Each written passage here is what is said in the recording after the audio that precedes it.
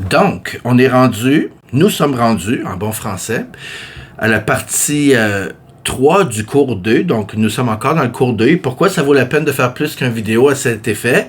C'est parce qu'avec le cours Démons, délivrance et doctrine, je ne vais absolument rien laisser au hasard. Je veux vraiment qu'on couvre toute la matière. Tantôt, on parlait dans l'autre vidéo des tendances de l'Église. Qu'est-ce que l'ennemi vient voler dans les églises? Il y a un livre que j'ai écrit en français là-dessus qui s'appelle « L'unité qui vient du ciel ». Lorsque la volonté de Dieu est faite sur la terre comme au ciel. Donc, c'est un livre que j'ai écrit, édité avec Amazon. Donc, c'est un peu fait maison. Mais c'est quand même un livre que je pense que vous me regardez aller. Je suis pas le genre de personne qui a ma langue dans ma poche. Ça, c'est une expression très québécoise, là, mais je suis pas barré, comme on dirait en Europe. Je suis pas le genre de personne qui est gênée. Je suis pas timide, je veux dire les choses telles qu'elles sont. Mais dans le livre « L'unité qui vient du ciel » que vous voyez ici, vous pouvez le faire venir sur Amazon. Peut-être qu'il apparaît à l'envers, là. Je suis désolé pour si c'est le cas, mais ça s'appelle « L'unité qui vient du ciel » de Dominique Kibal. C'est un livre qui traite vraiment de la santé de l'Église. Qu'est-ce que Dieu veut pour notre Église? Le livre repose sur le psaume 133. « Oh, qu'il est agréable pour des frères de demeurer ensemble. » Et ensemble, on va regarder non seulement ce psaume qui a de l'air peut-être si court, mais qui est énorme.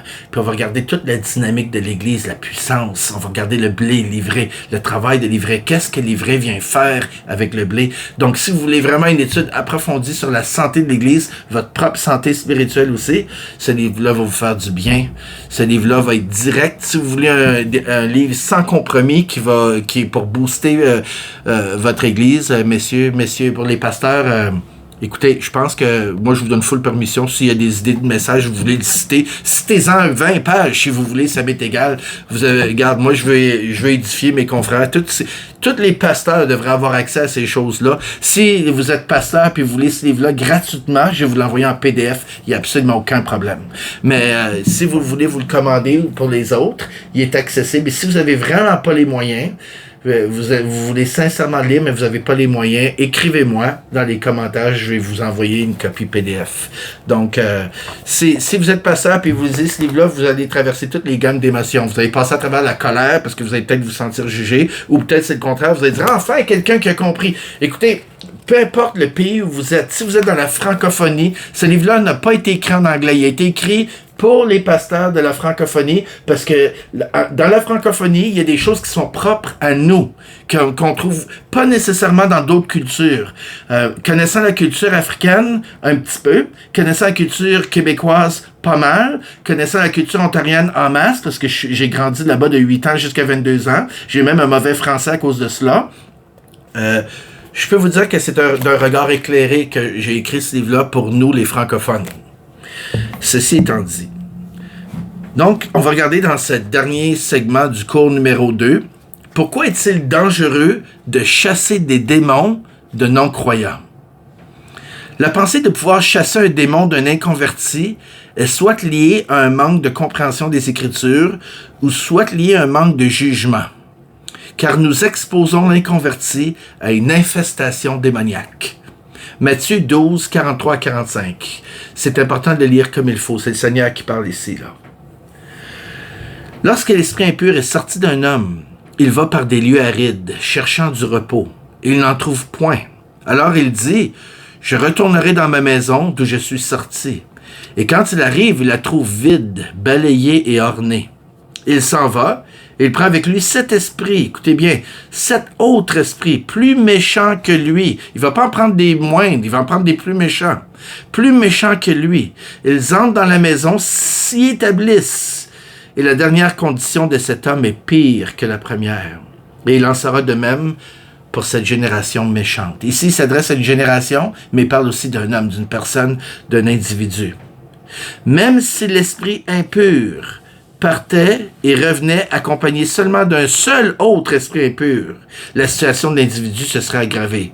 Or, le Seigneur nous met en garde que non seulement l'esprit risque de revenir, mais de plus, il risque de revenir accompagné de plusieurs autres esprits. Et comme si c'était pas assez, il va aller en chercher des encore plus méchants que le premier démon. Parce que les démons n'ont pas tous le même niveau d'émotion. C'est comme des êtres humains là-dessus. Tu as des démons plus peureux que d'autres. Tu as des démons plus forts, plus résistants. Ils ont différentes formes aussi. La condition de la personne va se détériorer au point où celle-ci pourrait devenir violente, empirer dans des compulsions et se retrouver en psychiatrie ou même commettre un suicide. Donc, c'est pas très gentil de prier pour un non-chrétien qui a un démon. Ceux qui disent que nous devrions chasser les démons des non-chrétiens et non ceux des chrétiens sont souvent des gens qui manquent d'expérience ou qui n'ont jamais eux-mêmes chassé de démons. Nulle part dans la parole n'est-il enseigné ou n'est-il question ou même recommandé de chasser des démons d'une personne inconvertie. Il y a une seule exception. Dans un passage narratif, si on veut faire une étude comme il faut, c'est un passage qui raconte. C'est même pas un passage doctrinal. La seule exception, c'est un passage dans Actes des Apôtres. Acte 16, chapitre 16, verset 16. Puis en plus, l'auteur prend la peine de justifier l'incident, démontrant clairement qu'il s'agit d'un cas isolé. Donc, Acte 16, 16. Comme nous allions au lieu de prière, une servante qui avait un esprit de python et qui, en devinant, procurait un grand profit à ses maîtres, vint au-devant de nous et se mit à nous suivre. Paul et nous. Elle criait, « Ces hommes sont les serviteurs du Dieu Très-Haut, et ils vous annoncent la voie du salut. » Elle fit cela pendant plusieurs jours, pendant plus de 40 jours. Elle fit cela pendant plusieurs jours. Écoutez bien, Paul fatigué, au bout de quelques jours, Paul fatigué se retourna et dit à l'esprit, « Je t'ordonne au nom de Jésus-Christ de sortir d'elle. » Et il sortit à l'heure même. Pendant plusieurs jours, Paul et Silas ont enduré cet individu qui, sous l'inspiration du démon, les distrayait avec ses paroles de connaissance, des fausses paroles de connaissance. Il venait en fait trahir. Le mot trahir est fort un peu, mais il venait déclarer, il cherchait probablement à publiciser le commerce divinatoire de cette femme en utilisant même le ministère, imaginez que Paul et Silas faisaient. Le démon qui opérait à travers cette femme cherchait à étouffer en même temps le message de Paul et Silas avec sa fausse complicité. Au bout de quelques jours, c'est écrit, Paul était fatigué, il était tanné d'endurer cette forme d'abus, donc il a mis en déroute l'esprit qui animait cette dame. S'il était pratique courante de chasser des démons des non-croyants, pourquoi Paul n'a-t-il pas chassé l'esprit impur quelques jours plus tôt, au lieu d'endurer cette démoniaque pendant plusieurs jours? Un autre événement à mettre en lumière et qui expose la vérité que la délivrance s'adresse aux croyants est l'histoire de Jésus et de la femme syrophénicienne de Marc chapitre 7. Cette pauvre femme avait une fille qui était tourmentée par un démon. Celle-ci est allée voir le Seigneur pour avoir de l'aide. Et la réponse du Seigneur à son égard s'est avérée très révélatrice. Regardez avec moi dans Marc chapitre 7, verset 27. Ou écoutez-le attentivement, si vous n'avez pas une Bible, ou votre iPhone, ou quelque chose que vous pouvez vérifier en même temps. Laisse d'abord les enfants se rassasier, c'est ce que Jésus a dit. Car il n'est pas bien de prendre le pain des enfants et de le jeter aux petits chiens. Parce que la femme a dit, ma fille a un démon. Jésus lui a répondu ça. Laisse d'abord les enfants se rassasier, car il n'est pas bien de prendre le pain des enfants et de le jeter aux petits chiens. Oui, Seigneur, lui répondit-elle, mais les petits chiens sous la table mangent les miettes des enfants. Alors il lui dit, à cause de cette parole, va, le démon est sorti de ta fille.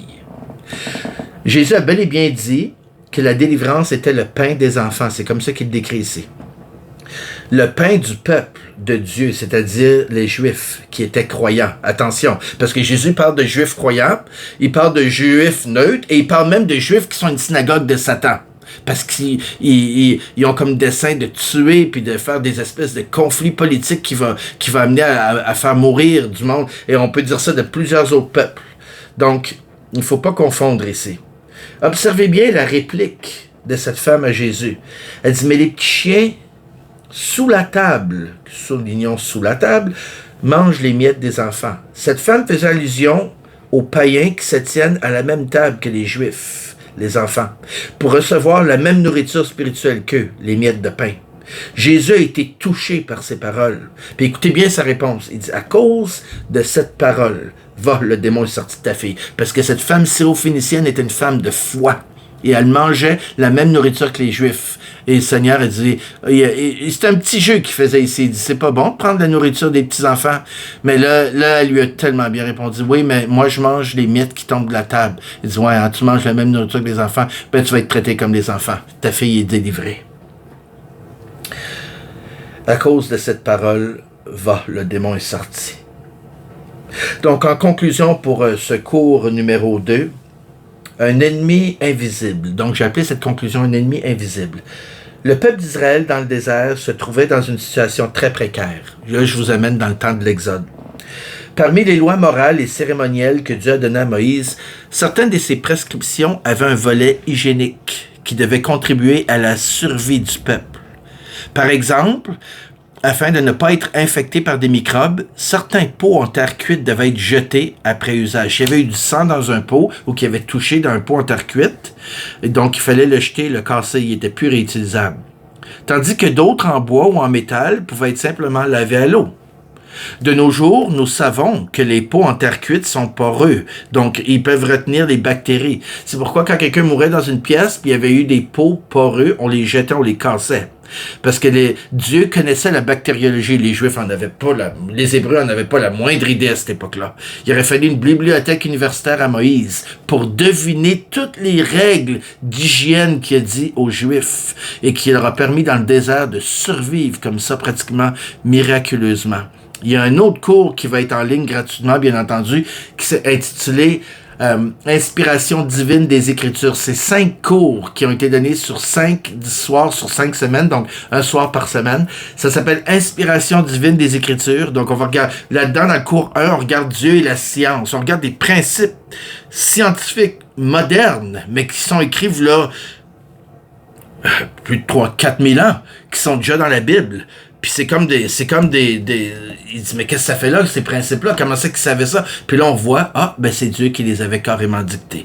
Donc, ce cours-là s'appelle Inspiration divine des Écritures. On le verra ensemble. Mais nous voyons que Dieu défendait aux Juifs de manger de certaines bêtes qui, de nos jours, sont reconnues pour être facilement porteuses de parasites, même pathogènes.